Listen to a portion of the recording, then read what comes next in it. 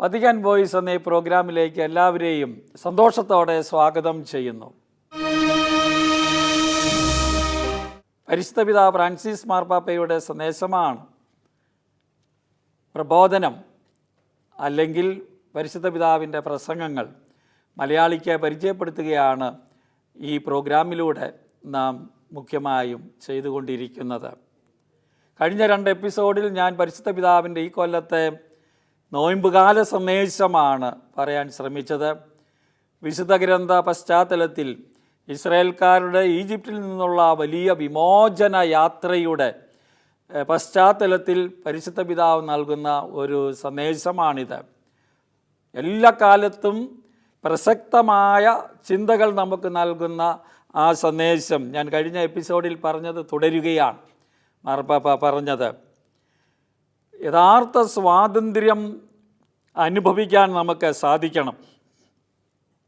മരുഭൂമിയും നോയമ്പുകാലവും തമ്മിൽ വലിയ ഒരു ബന്ധമുണ്ട് എന്ന് പരിശുദ്ധ പിതാവ് സ്ഥാപിക്കുകയാണ്. മരുഭൂമിയിലൂടെ ഇസ്രായേൽക്കാർ നടന്ന് തങ്ങളെ തന്നെ വിശുദ്ധീകരിച്ച് കാനാൻ ദേശം യഥാർത്ഥ സ്വാതന്ത്ര്യത്തിലേക്ക് അവർ കടന്നു പോയതുപോലെ 40 ദിവസത്തെ നോയമ്പിലൂടെ അവിടെ 40 വത്സരമായിരുന്നെങ്കിൽ 40 ദിവസത്തെ ഒരു യാത്രയിലൂടെ നമ്മൾ വിശുദ്ധീകരിക്കപ്പെടണം, രൂപാന്തരപ്പെടണം, മാനസാന്തരപ്പെടണം എന്നതാണ് ദൈവം ആഗ്രഹിക്കുന്ന കാര്യം, അല്ലെങ്കിൽ യഥാർത്ഥ പുറപ്പാട് നമ്മളെ പഠിപ്പിക്കുന്ന കാര്യം എന്ന് സൂചിപ്പിക്കാനാണ് പരിശുദ്ധ പിതാവ് ശ്രമിക്കുന്നത്. നമുക്ക് തുടരാം. നോയമ്പ് മാർപ്പാപ്പ നമ്മോട് പറയുകയാണ് പ്രവർത്തിക്കാനുള്ള ഒരു സമയമാണ്. പുതിയ ഒരു നീതിയുടെ ക്രമമുണ്ടാകുന്നതിന് വേണ്ടി പ്രവർത്തിക്കാൻ കഴിഞ്ഞ എപ്പിസോഡിൽ പറഞ്ഞല്ലോ, ഒരു നീതിയുടെ ഒരു പുതിയ മാനദണ്ഡം, ഒന്നിച്ചു നിന്ന് പ്രവർത്തിക്കാനുള്ള സമയം. എല്ലാവരും കൂടി, ഒറ്റയ്ക്ക് നമുക്ക് ലോകത്തെ മാനസാന്തരപ്പെടുത്താൻ സാധിക്കില്ല. എല്ലാവരും കൂടി ഒരേ ലക്ഷ്യത്തോടെ യഥാർത്ഥ സത്യത്തിലേക്ക്, സ്വാതന്ത്ര്യത്തിലേക്ക് കൊണ്ടുപോകാനായി സാധിക്കണം. അത് ഈ ലോകത്തിലുണ്ടാകണം എന്ന ചിന്തയാണ് ഇവിടെ അവതരിപ്പിക്കുന്നത്. നോയമ്പ് കാലത്ത് പ്രവർത്തിക്കുക എന്നതിന് മാർപ്പാപ്പ മറ്റൊരർത്ഥം കൂടി കൽപ്പിക്കുകയാണ്. അതിന് നിൽക്കുക എന്ന ഒരർത്ഥം കൂടിയുണ്ട്. പോസ്. ദൈവത്തിൻ്റെ വചനം സ്വീകരിക്കാൻ പ്രാർത്ഥനയിൽ നിൽക്കുക. പ്രാർത്ഥിക്കുന്ന സമയമാണല്ലോ. നോയമ്പിൻ്റെ ഒരു പ്രധാനപ്പെട്ട ഘടകമാണ് പ്രാർത്ഥന. എന്തിനാണ് പ്രാർത്ഥിക്കുന്നത്? ദൈവത്തിൻ്റെ വചനം സ്വീകരിക്കാനാണ്. അതുകൊണ്ട് വളരെ പ്രധാനപ്പെട്ടതാണ് ഈ കാലഘട്ടത്തിൽ വചനം വായിക്കുക എന്നത്. പലപ്പോഴും നമ്മൾ വചനം അത്ര ഗൗരവപൂർവം വായിക്കുന്നുണ്ടോ എന്ന് ചിന്തിക്കാൻ നമുക്ക് സാധിക്കട്ടെ. വചനം വായിക്കാതെ, വചനത്തോടെ നമ്മൾ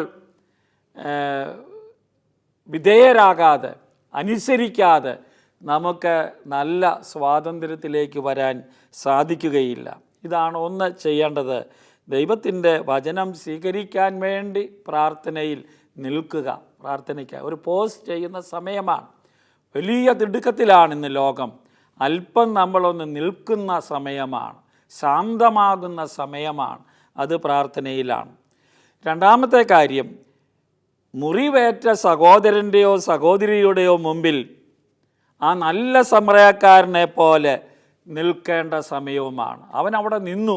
ഇവനെ കണ്ടപ്പോൾ പുരോഹിതനും ലേവായനും നടന്നുപോയി, അവിടെ കണ്ടില്ല, നിന്നില്ല, ഒന്ന് നിന്നു എന്ന് പറയുന്നത് പ്രധാനപ്പെട്ടതാണ്. നോയമ്പ് കാലത്ത് വേദനിക്കുന്നവരെ കാണാനുള്ള സമയമാണ്.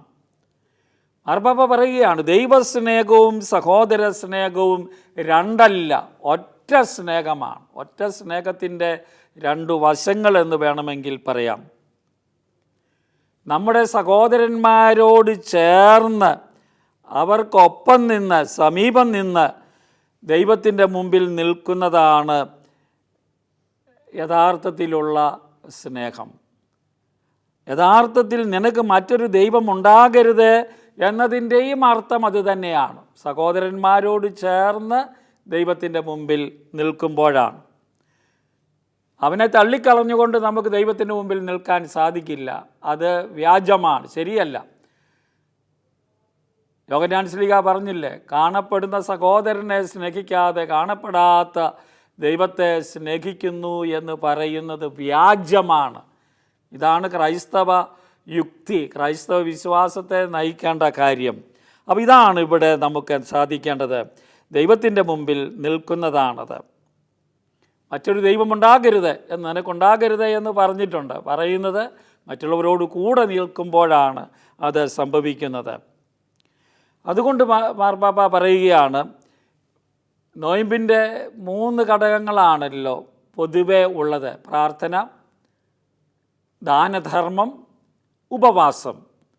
ഈ 3 കാര്യങ്ങൾ 3ഉം പരസ്പര ബന്ധമില്ലാത്ത പ്രവൃത്തികളല്ല. സഹോദരൻ ആവശ്യത്തിലിരിക്കുന്നവനെ കാണുന്നവന് അവന് കൊടുക്കുന്നതാണ് ധർമ്മം, ധർമ്മദാനം. അത് നമ്മുടെ ധർമ്മമാണ്. ആ വാക്ക് തന്നെ എത്ര മനോഹരമാണ്. ഭിക്ഷ കൊടുക്കലല്ല, ധർമ്മമാണ്. ഞാൻ ചെയ്യേണ്ട കാര്യം ചെയ്യുന്നതാണിത്, നീതിയാണത്. അപ്പോൾ അതുകൊണ്ട് ഉപവാസം ഇത് തന്നെയാണ്. ദൈവത്തോട് കൂടെ വസിക്കലാണ്. ഞാൻ ചില കാര്യങ്ങൾ ത്യജിക്കുകയാണ്. പ്രത്യേകിച്ച് തിന്മയായ കാര്യങ്ങളോട് നോ പറയലാണത്. അത് ഉപേക്ഷിക്കാനുള്ള തീരുമാനമാണ്. അപ്പോൾ ഇത് 3ഉം പരസ്പരം ബന്ധപ്പെട്ടാണ് നിൽക്കുന്നത് എന്ന് പരിശുദ്ധ പിതാവ് നമ്മളെ ഓർമ്മിപ്പിക്കുന്നു. ഇത് തുറവിൻ്റെ ഒരു ഓപ്പൺനെസ്, സ്വയം ശൂന്യമാക്കലിൻ്റെ, ത്യജിക്കലിൻ്റെ, അതെല്ലാം ഉൾക്കൊള്ളുന്ന ഒരു ഏക ചലനമാണ്, വൺ മൂവ്മെൻ്റാണ്. ഇതിനെല്ലാം വേർതിരിച്ച് കാണുന്നതാണ് നമ്മുടെ പ്രശ്നം. നമ്മൾ മനസ്സിലാക്കാൻ വേണ്ടി ഞാൻ വേർതിരിച്ച് പറയുന്നെങ്കിൽ these are all one thing, one മൂവ്മെൻ്റാണ്. അങ്ങനെ അതിനെ കാണാൻ നമുക്ക് പഠിക്കണം. അതിൽ നാം നമ്മെ ഭാരപ്പെടുത്തുകയും താഴ്ത്തുകയും ചെയ്യുന്ന വിഗ്രഹങ്ങളെ പുറത്താക്കുന്നു. നമുക്കറിയാം, നമ്മൾ ചെയ്യുന്ന പല കാര്യങ്ങളും ദൈവത്തെക്കാൾ കൂടുതലായി, ദൈവത്തിൻ്റെ ഗീതത്തെക്കാൾ കൂടുതലായി അത് ലംഘിച്ച് ദൈവം നൽകിയ കൽപ്പനകളെ ലംഘിച്ച് നമ്മൾ ചെയ്യുന്ന പ്രവർത്തികളെല്ലാം നമ്മളെ ഭാരപ്പെടുത്തുന്നതാണ്. അതാണ് വിഗ്രഹാരാധന. ദൈവത്തിൻ്റെ സ്ഥാനത്ത് നമ്മൾ അവയെ വയ്ക്കുന്നത്. എന്തിനെയാണ് വെച്ചിരിക്കുന്നത് എന്ന് നാം നോക്കണം. അപ്പം നമ്മൾ എന്താണ് ചെയ്യുന്നത്? ഈ വിഗ്രഹങ്ങളെയെല്ലാം നമ്മൾ പുറത്താക്കുന്നു. നോയമ്പിൽ നമ്മളെ തടവിലാക്കുന്ന, നമുക്ക് നാശകരമായ അടുപ്പങ്ങളെയും അറ്റാച്ച്മെൻറ്റ്സ്, വ്യക്തികളോടായിരിക്കാം, വസ്തുക്കളോടായിരിക്കാം, അവയും നമ്മൾ പുറത്താക്കുകയാണ്.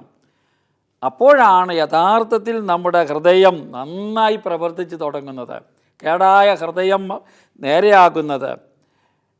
അപ്പോൾ അതുകൊണ്ടാണ് നമ്മൾ എന്ത് ചെയ്യണം? ശാന്തമാകണം. നോയമ്പ് അല്പം ശാന്തമാകാനുള്ള സമയമാണ്.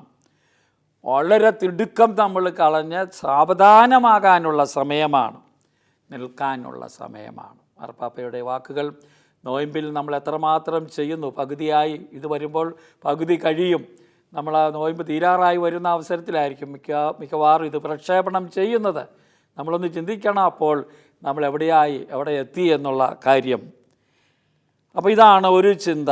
നോയമ്പ് പ്രവർത്തിക്കാനുള്ള സമയമാണ്, ഈ കാര്യങ്ങൾ നടപ്പാക്കുന്നതിന്. അതേസമയം നിൽക്കാനുള്ള സമയമാണ്. അത് വേണ്ട രീതിയിൽ ഉപയോഗിക്കണം. മറ്റൊരാശയം മാർപ്പാപ്പ പറയുന്നത്, നമ്മളെ ഈ നോയമ്പ് സഹായിക്കുന്ന മറ്റൊരു കാര്യമുണ്ട്. ജീവിതത്തിൻ്റെ ധ്യാനാത്മക മാനം വീണ്ടും കണ്ടെത്തുക എന്നതാണത്. ധ്യാനാത്മകമായ മാനം, അതുവഴിയാണ് നമുക്ക് പുത്തൻ ഊർജങ്ങൾ തരും. ജീവിതത്തിലേക്കൊന്ന് തിരിഞ്ഞു നോക്കാൻ സമയം വേണ്ട. ബഹളം പിടിച്ച ഈ ലോകത്ത് നമ്മൾ തിരിഞ്ഞു നോക്കുന്നില്ല, നമ്മളിലേക്ക് നോക്കുന്നില്ല. അതുകൊണ്ട് തന്നെ അങ്ങ് ചെയ്തുകൊണ്ടിരിക്കുക. ശരിയാണോ, വഴിതെറ്റിപ്പോയോ ഒന്നും നോക്കുന്നില്ല, അടിമപ്പെട്ടോ ശീലമായി പോയോ, അങ്ങനെ ചെയ്യുന്നതിന് നോക്കാനുള്ള ധ്യാനാത്മകമാനം, ചിന്തിക്കാനുള്ളൊരു സമയം നമുക്ക് വേണം. അവിടെയാണ് പുതിയ ഊർജങ്ങൾ നമ്മളിൽ പൊട്ടിപ്പുറപ്പെടുന്നത് എന്ന് പാപ്പ പറയുകയാണ്. ദൈവത്തിൻ്റെ മുമ്പിൽ നാം സഹോദരന്മാരും കൂടുതൽ സംവേദനക്ഷമതയുള്ളവരും സെൻസിറ്റീവ് ആയിട്ടുള്ള ആളുകളുമാകുന്നത് അവിടെയാണ്. അതാണ് ഏറ്റവും അത്യാവശ്യം. നമുക്കറിയാം, നമ്മളുടെ സഹോദരങ്ങളെ കണ്ടെത്തുക, ഒന്നിച്ച് നിൽക്കുക.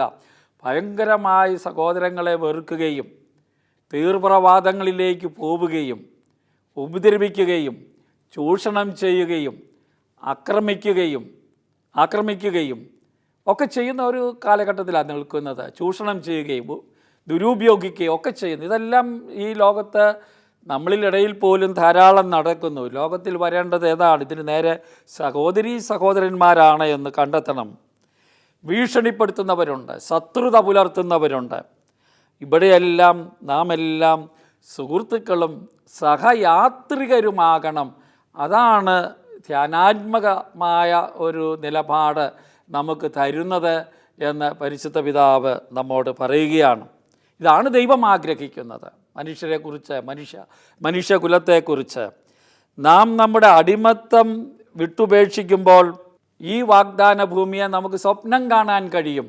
കഴിഞ്ഞ എപ്പിസോഡിൽ ചോദിച്ചില്ലേ, ഒരു സ്വപ്നമുണ്ടോ? പ്രതീക്ഷയില്ലാത്തവരെ പോലെ ജീവിക്കുകയാണ്, പ്രതീക്ഷ കുറവുള്ളവരെ പോലെ നമ്മൾ ജീവിക്കുകയാണ്, ഡെഫിസിറ്റ് ഓഫ് ഹോപ്പായി തീരുന്നത്. ഇവിടെയാണ് സ്വപ്നം കാണുന്നത്. ഇവിടെയാണ് പുതിയ ലോകം നമ്മൾ സ്വപ്നം കാണേണ്ടത്. പുതിയ ആകാശവും പുതിയ ഭൂമിയും, എല്ലാവരും സഹോദരന്മാരെ പോലെ ജീവിക്കുന്ന ലോകം, ദൈവം ഭരണം നടത്തുന്ന ലോകം നമുക്കുണ്ടാകണം. ദൈവത്തിൻ്റെ സ്ഥാനത്ത് മറ്റു പലതും കയറി നിൽക്കുന്ന ആ ഒരു അവസ്ഥയ്ക്ക് നമുക്ക് അറുതിയുണ്ടാകണം. അത് നമ്മളെ ഓർമ്മിപ്പിക്കുന്നു. അപ്പോൾ ഇതാണ് മാർപ്പാപ്പ നമുക്ക് നൽകുന്ന ആ ചിന്ത. മനോഹരമാണിത്. നമ്മൾ ഗൗരവപൂർവ്വം എടുത്തിരുന്നെങ്കിൽ എന്തുമാത്രം നന്മ ഈ നോയമ്പാചരണം കൊണ്ടുണ്ടാകുമായിരുന്നു എന്ന് ഞാൻ ചിന്തിച്ചു പോവുകയാണ്. മാർപ്പാപ്പ തുടരുന്നു തൻ്റെ ചിന്ത. ഈ വർഷങ്ങളിൽ, കഴിഞ്ഞ 2-3 കൊല്ലങ്ങളായി മാർപ്പാപ്പ സിനഡൽ സഭയെക്കുറിച്ച്, സിനഡാത്മകതയെക്കുറിച്ച് കൂലങ്കഷമായി ചിന്തിക്കുകയും പഠിപ്പിക്കുകയും ചെയ്തുകൊണ്ടിരിക്കുകയാണ്.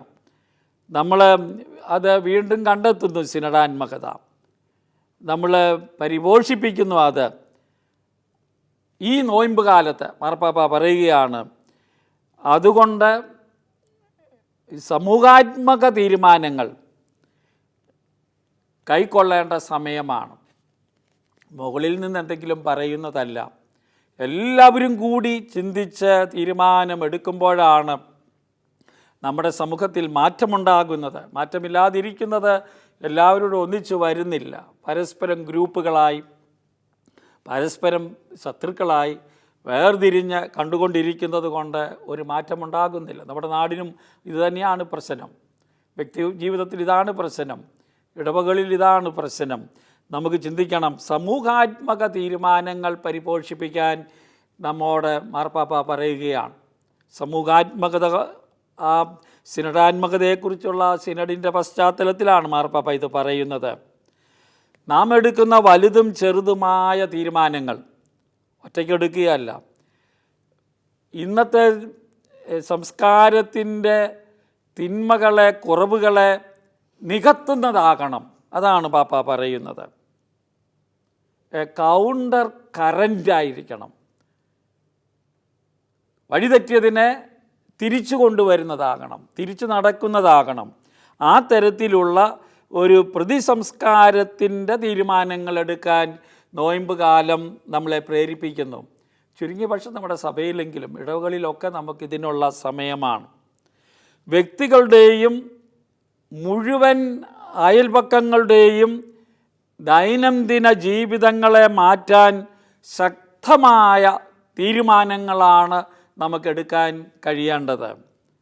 അത് പ്രധാനമാണ്. നമ്മുടെയും വ്യക്തിപരമായ ജീവിതം, നമ്മുടെ അയൽപക്കങ്ങൾ, നമ്മളൊക്കെ ആ ഒരു അയൽപക്കത്താണല്ലോ നമ്മൾ ജീവിക്കുന്നത്. അവരുടെയും ദൈനംദിന ജീവിതങ്ങളിൽ മാറ്റമുണ്ടാകാൻ, മറ്റുള്ളവർ ചെയ്യുന്നത് കൊണ്ടാണല്ലോ നമ്മൾ പലതും ചെയ്യുന്നത്. അവൻ കാണിക്കുന്നത് നമ്മൾ അറിയാതെ ചെയ്യുക. നല്ലതാണോ ചീത്തയാണോ എന്തുകൊണ്ടാണെന്ന് പലപ്പോഴും ചിന്തിക്കാറില്ല. ഞാൻ നമ്മുടെ ഇടവകയിലൊക്കെ ഓരോരുത്തർ ചെയ്യുന്ന പരിപാടി നോക്കിയിട്ടുണ്ട്. മറ്റവർ ചെയ്തുകൊണ്ട് ഉടനെ വരുമ്പോൾ അതാ പറയുന്നത്. മറ്റവർ പറയും ഇതങ്ങ് ചെയ്തോ, എന്തിനാണ് ചെയ്യുന്നത്? അതുകൊണ്ടുണ്ടാകുന്ന നഷ്ടങ്ങൾ എത്ര വലുതാണെന്ന് എനിക്ക് തോന്നി. ഞാൻ ഉദാഹരണങ്ങളിലേക്ക് ഇപ്പോൾ ഇവിടെ കടക്കുന്നില്ല. നമ്മൾ ഓരോരുത്തരും ഒന്നിച്ചിരുന്ന് ചിന്തിക്കേണ്ട കാര്യമാണിത്. ശക്തമായ അപ്പോൾ എന്തൊക്കെ കാര്യങ്ങളാണ് മാറ്റമുണ്ടാകേണ്ടതെന്നതിന് ഏതാനും ഉദാഹരണങ്ങൾ മാർപ്പാപ്പ പറയുന്നത്. സൃഷ്ടിയുടെ പരിപാലനം. നമ്മൾ പ്രകൃതിയെ അന്യായമായി ചൂഷണം ചെയ്യുന്ന ഒരു കാലഘട്ടത്തിലാണ് ജീവിക്കുന്നത്. കാലാവസ്ഥയ്ക്കുണ്ടാകുന്ന മാറ്റങ്ങൾ. എന്തൊരു ചൂടാണ് ഇപ്പോൾ ഞാൻ ഈ പ്രസംഗം പറഞ്ഞുകൊണ്ടിരിക്കുന്ന ദിവസം കേരളത്തിൽ മുഴുവൻ അനുഭവപ്പെടുന്നത്. സൃഷ്ടിയുടെ പരിപാലനത്തിൽ നമ്മൾ വരുത്തിയ വീഴ്ചയാണ്. മാർപ്പാപ്പ അടുത്ത 2 ചാക്രിക ലേഖനങ്ങളിലൂടെ നമ്മളെ ഉത്ബോധിപ്പിച്ചൊരു കാര്യമാണ്. അത് നമ്മൾ ചിന്തിക്കണമെന്ന് മാർപ്പാപ്പ പറയുകയാണ്. സ്വാധീനവും അധികാരവും ഉള്ളവരാണ് എല്ലാ തീരുമാനങ്ങളും എടുക്കുന്നത്. എളിയവരും പാവപ്പെട്ടവരും പരിഗണിക്കപ്പെടുന്നില്ല, അവരെ ഉൾക്കൊള്ളുന്നില്ല. ഏത് തീരുമാനവും പാവപ്പെട്ടവരെ മുന്നിൽ കണ്ടുകൊണ്ടെടുക്കണം. അത് മാത്രം പോരാ, അവരെ കൂടി ഉൾക്കൊള്ളിക്കണം. എന്തുമാത്രം അവർ ഉൾക്കൊള്ളുന്നുണ്ട്, അവരുടെ അഭിപ്രായങ്ങൾ എത്രമാത്രം വരുന്നുണ്ട് എന്നത് ചിന്തിക്കണമെന്ന് മാർപ്പാപ്പ പറയുകയാണ്. അതെല്ലാം ഒന്നിച്ച് ചിന്തിച്ച് എങ്ങനെ നടപ്പാക്കുമെന്ന് ചിന്തിക്കണം. പിന്നെ അംഗങ്ങൾക്ക് തങ്ങളുടെ ജീവിതശൈലികൾ പുനർവിചിന്തനം നടത്താൻ സാധിക്കണം. നമ്മുടെ ഇടവകയിലെ അംഗങ്ങളെല്ലാവരും അവരുടെ ശൈലി ഇപ്പോൾ പോകുന്നതിന് പുനർവിചിന്തനം നടത്തുക. സമൂഹത്തിൽ അവരുടെ ഇടപെടൽ എങ്ങനെയുണ്ട്, അല്ലെ നിസ്സംഗരായി മാറി നിൽക്കുകയാണോ എന്നത് ചിന്തിക്കണം. അപ്പോൾ അതെല്ലാം പ്രധാനപ്പെട്ടതാണ്. അങ്ങനെ നമുക്ക് സമൂഹത്തിലും വിശ്വാസത്തിലുമൊക്കെ മാറ്റങ്ങൾ കൈവരിക്കാൻ സാധിക്കുകയുള്ളൂ. അപ്പോൾ ഇതൊക്കെ ചിന്തിക്കാനുള്ള സമയമാണിത്, അവസരമാണിത്. അത് ഉണ്ടാക്കിക്കൊടുക്കാൻ എല്ലാ ക്രൈസ്തവ സമൂഹങ്ങളോടും ഞാൻ ആഹ്വാനം ചെയ്യുന്നു എന്ന് പരിശുദ്ധ പിതാവ് പറയുകയാണ്. അപ്പോൾ അത് എവിടെയെങ്കിലും തുടങ്ങണമല്ലോ, തുടങ്ങാൻ അതിനുള്ള അവസരങ്ങൾ സൃഷ്ടിക്കപ്പെടണം. നമ്മുടെ പ്രായശ്ചിത്തങ്ങൾ, പെനൻസ്, ഉപവാസമൊക്കെ ഈശോയ്ക്ക് ഇഷ്ടപ്പെട്ടതാണോ എന്ന് ചിന്തിക്കണം. യഹൂദന്മാരുടെ പ്രീശന്മാരുടെ ഉപവാസത്തെ കർത്താവ് ചോദ്യം ചെയ്തല്ലോ, അവിടത്തേക്ക് അനിഷ്ടകരമായിരുന്നു. നമ്മുടെയും പല ഉപവാസങ്ങളും രീതികളും ഒക്കെ കർത്താവ് ഇന്ന് എങ്ങനെ വിലയിരുത്തും? മാർപ്പാപ്പ പറയുന്നത്, നിങ്ങൾ ഉപവസിക്കുമ്പോൾ കപടനാട്യക്കാരെ പോലെ വിഷാദം ഭാവിക്കരുത്. കർത്താവ് പറയുന്നത്, തങ്ങൾ ഉപവസിക്കുന്നുവെന്ന് അന്യരെ കാണിക്കാൻ വേണ്ടി അവർ മുഖം വികൃതമാക്കുന്നു. നമ്മളിങ്ങനെ കാണിക്കാൻ വേണ്ടിയുള്ള ഒരു പ്രവർത്തനമേ ഉള്ളോ, അതോ നമ്മളിൽ പരിവർത്തനം വരുന്നുണ്ടോ? അതാണ് ചിന്തിക്കേണ്ടത് മാർപ്പാപ്പ പറയുകയാണ്. അതുകൊണ്ട് ഏറ്റവും ആദ്യം മാർപ്പാപ്പ പറയും, നമ്മുടെ മുഖങ്ങൾ സന്തോഷമുള്ളതാകണം. സന്തോഷം നമ്മളിൽ കാണട്ടെ. ഒരു വിഷാദമായ ക്രിസ്ത്യാനിയല്ല ആവശ്യം. സന്തോഷം വേണം. ക്രൈസ്തവൻ സന്തോഷത്തിൻ്റെ വക്താക്കളാണ്. പ്രയാസവും ദുരിതവും ഒക്കെ ഉള്ളപ്പോഴും നമ്മുടെ സ്വാതന്ത്ര്യം അവർ കാണട്ടെ. നമ്മൾ സ്വതന്ത്രരാണ്, പേടിക്കാനില്ല, ആരുടെ അടിമയല്ല. അത് മറ്റുള്ളവർക്ക് ബോധ്യപ്പെടണം. എല്ലാം പുതുതാക്കുന്ന സ്നേഹമാണ് എല്ലാത്തിനെയും പുതുതാക്കുന്നത്.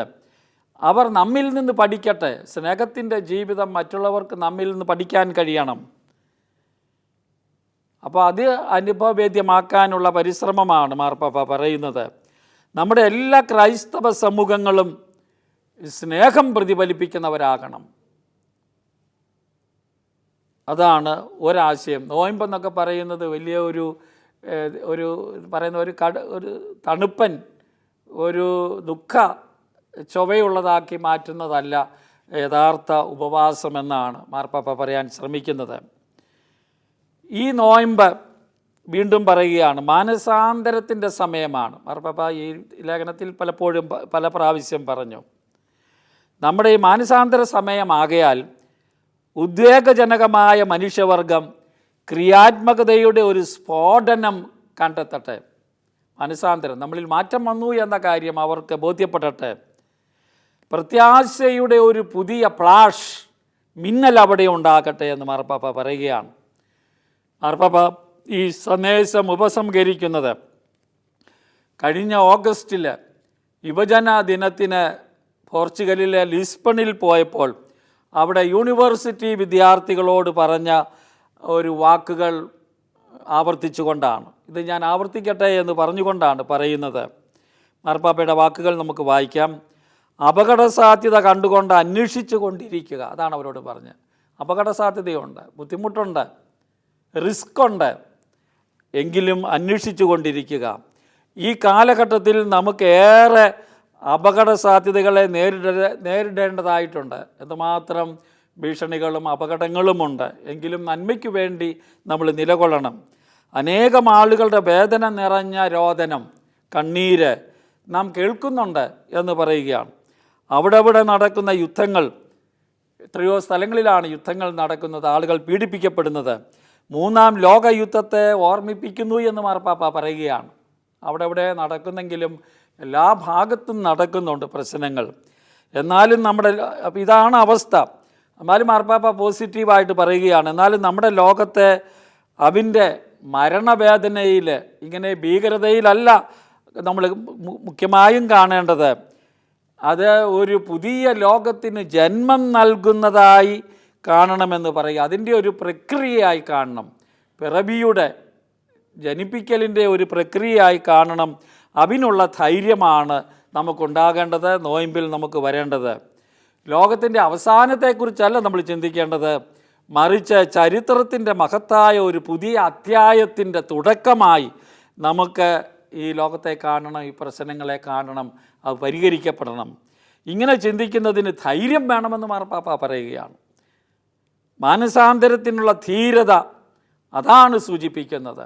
അതിലേക്കാണ് നാം മാനസാന്തരപ്പെടേണ്ടത്. അടിമത്തത്തിൽ നിന്ന് പിറന്ന് ഇപ്പോൾ ദുഃഖങ്ങളും വേദനകളും എല്ലാം ഉണ്ട്, യുദ്ധങ്ങളും എല്ലാം ഉണ്ട്. നമ്മൾ അവിടെ നിന്ന് ധീരതയാർന്ന ഒരു ജീവിത ശൈലി ഉയർന്നു പൊങ്ങാൻ ഇടയാകട്ടെ എന്നാണ് മാർപ്പാപ്പ പറഞ്ഞ് അവസാനിപ്പിച്ചത്. ഒരു ഫ്രഞ്ച് എഴുത്തുകാരൻ്റെ CH പിഗുയ് എന്ന് പറയുന്ന എഴുത്തുകാരൻ്റെ ഒരു വാചകം ഉദ്ധരിച്ചുകൊണ്ട് ഇത് അവസാനിപ്പിക്കുകയാണ്. എന്തെന്നാൽ ദൈവത്തിൻ്റെ പുണ്യങ്ങളാണ്, ദൈവത്തിൻ്റെ മൂന്നെണ്ണം നമുക്ക് നൽകിയിരിക്കുന്ന ദാനമാണ് വിശ്വാസവും ഉപവിയും പ്രത്യാശയും. എന്തെന്നാൽ ഇവിടെ പറയുകയാണ്, വിശ്വാസവും ഉപവിയും ചെറിയ കുട്ടിയായ പ്രതീക്ഷയെ കയ്യിലെടുക്കുന്നു. ഇതെടുക്കണം നമ്മൾ. ഇത് ചെറിയ കുട്ടിയായിട്ട് മാർപ്പാപ്പ ഭാവന ചെയ്യുകയാണ്. വിശ്വാസവും ഉപവിയും ഇത് മൂന്നും കൂടെ ഒന്നിച്ച് പോകണം. ഈ കുഞ്ഞിനെ നടക്കാൻ പഠിപ്പിക്കുന്നു. വിശ്വാസമുള്ളവരായി നമ്മൾ മാറണം, പ്രത്യാശയോടെ, എങ്കിലേ നമുക്ക് രക്ഷപ്പെടാൻ സാധിക്കുകയുള്ളൂ. എന്നാൽ അതേസമയം ഈ വിശ്വാസത്തെ ഉപവിയെ നടത്താൻ പ്രേരിപ്പിക്കുന്നത് എന്താണ്? പ്രതീക്ഷയാണ് മുന്നോട്ട് നയിക്കുന്നത്. സാഹിത്യകാരൻ്റെ ഒരു തിയോളജിയനാണ്, വാക്കുകൾ ഉദ്ധരിച്ചുകൊണ്ടാണ് മാർപ്പാപ്പ ഈ സന്ദേശം ഉപസംഹരിക്കുന്നത്. പ്രിയപ്പെട്ടവരെ, നോയമ്പിനെക്കുറിച്ചുള്ള മാർപ്പാപ്പയുടെ ഈ കൊല്ലത്തെ സന്ദേശമാണ് ഞാൻ നിങ്ങളുടെ മുമ്പിൽ അവതരിപ്പിച്ചത്. മനോഹരമായൊരു ചിന്തയാണ് അദ്ദേഹം അവതരിപ്പിച്ചിരിക്കുന്നത്. നമ്മളത് ഗൗരവപൂർവ്വം സ്വീകരിച്ചുകൊണ്ട് നമുക്ക് നമ്മുടെ ജീവിതങ്ങളെ പരിവർത്തിതമാക്കാം. കൂടുതൽ സ്വാതന്ത്ര്യത്തിലേക്കും കൂടുതൽ നന്മയിലേക്കും കൂടുതൽ സ്നേഹത്തിലേക്കും കൂടുതൽ വിശ്വാസത്തിലേക്കും നമുക്ക് നടന്നു നീങ്ങാം. ദൈവം നമ്മളെ അനുഗ്രഹിക്കട്ടെ. ഉയർപ്പ് സമാഗതമാകുന്നു. ഉയർപ്പിൻ്റെ എല്ലാവിധ ഭാവുകങ്ങളും നിങ്ങൾക്ക് നേരുകയാണ്.